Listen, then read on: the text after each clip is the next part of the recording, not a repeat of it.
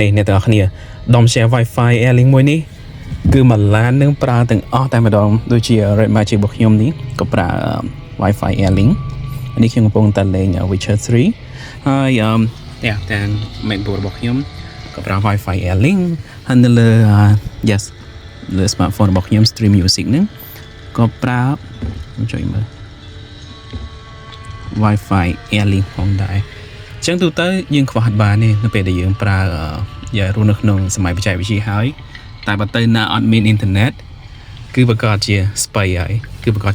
អ្នកទាំងគ្នាអញ្ចឹងខ្ញុំប្រើអានេះបានប្រហែលជា2ខែហើយខ្ញុំអាចនិយាយបានថាវាគុណភាពវាល្អធ្លាក់មិនក៏ដោយជ្រុះថ្មឬដាក់វិញថ្មវាមានទំហំដល់ទៅ4000 mAh ម៉ោងហើយអាចភ្ជាប់បានដល់ទៅ8ទៅ10 device ហើយយើងអាចស្រួលមើលទិន្នន័យនៅលើនឹងស្រាប់អ្នកទាំងគ្នាឃើញអញ្ចឹងទាំងកម្រិតថ្មយើងអាចឃើញថាមានអសរប៉ុណ្ណា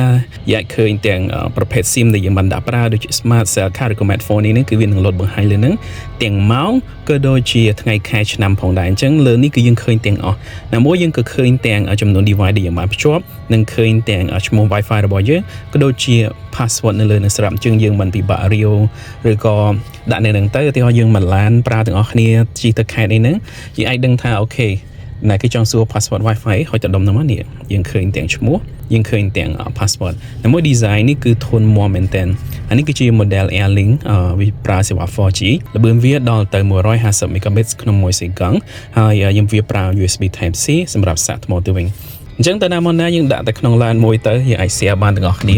មួយនេះយកទៅខែទៅអីគឺมันពិបាកនោះទេយើងអាចប្រើបានគ្រប់ device ទាំងអស់ហើយរបៀបប្រើគឺស្រួលទេដាក់តែ SIM ចូលទៅគឺប្រើបានហើយប្រើបានភ្លាមតែម្ដងហើយនេះគឺជាម៉ាស៊ីនធានាមួយឆ្នាំពីក្រុមហ៊ុនអ្នកទាំងគ្នាអាចរកទិញបាននៅតាម mall ទាំង spec អីយើងអាចឃើញនៅលើប្រអប់ស្រាប់